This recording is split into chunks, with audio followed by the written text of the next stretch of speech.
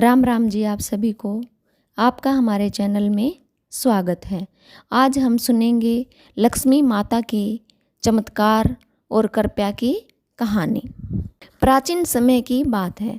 किसी नगर में एक सेठ और सेठानी रहा करते थे। सेठ जी के 4 बेटे और 4 बहुएं थी। सेठ जी माँ लक्ष्मी के परम भक्त थे। एक समय ऐसा आया कि सेठ जी से माँ लक्ष्मी रूठ गई और उनके घर से जाते जाते बोली, मैं तुम्हारे घर से जा रही हूँ और मेरी जगह नुकसान आ रहा है।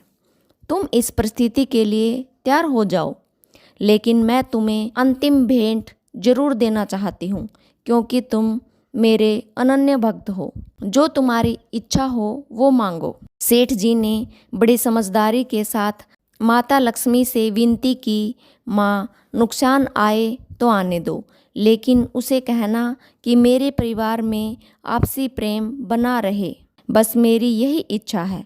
लक्ष्मी जी ने तथास्तु कहा और वे अंतर्ध्यान हो गई। कुछ दिनों के बाद सेठ जी की छोटी बहू खिचड़ी बना रही थी।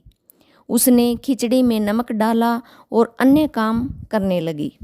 फिर दूसरी बहू आई और उसने भी बिना चखे खिचड़ी में नमक डाल दिया और वहाँ से चली गई। इसी प्रकार तीसरी और चौथी बहू आई और नमक डालकर चली गई। इसी प्रकार सेठानी जी भी आई और खिचड़ी में नमक डालकर चली गई। शाम को जब सेठ जी आए और सबसे पहले खाना खाने बैठे और पहला निवाला मुंह में लेते ही सेठ जी को पता चला कि खिचड़ी में तो बहुत ज़्यादा नमक है। लेकिन वो समझ गए कि घर में नुकसान आ चुका है। चुपचाप खाना खाया और अंदर चले गए। सेठ जी के बाद बड़ा बेटा खाना खाने आया और पहला निवाला मुंह में लेते ही पूछा, पिताजी ने खाना खा लिया क्या? तब उसकी पत्नी ने कहा, हाँ खा लिया।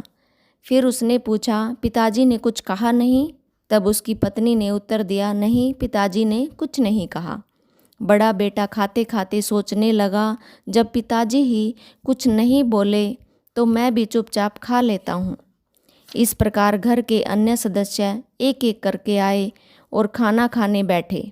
सभी पहले वाले के बारे में पूछते और चुपचाप खाना खाकर चले जाते।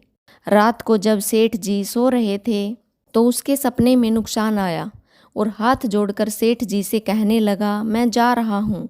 सेठ जी ने पूछा, क्यों, क्या हुआ? तब नुकसान कहता है, आप लोग 1 किलो नमक तो खा गए, लेकिन घर में बिल्कुल भी झगड़ा नहीं हुआ।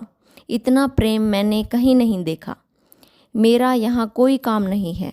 झगड़ा, कमजोरी और क्रोध हानि और नुकसान की पहचान होते हैं। जहाँ प्रेम है वहाँ तो लक्ष्मी जी का वास होता है।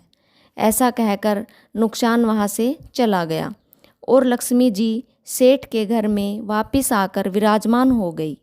इसलिए कहते हैं, चाहे कुछ भी हो जाए, हमें हर परिस्थिति में धैर्य बनाए रखना चाहिए।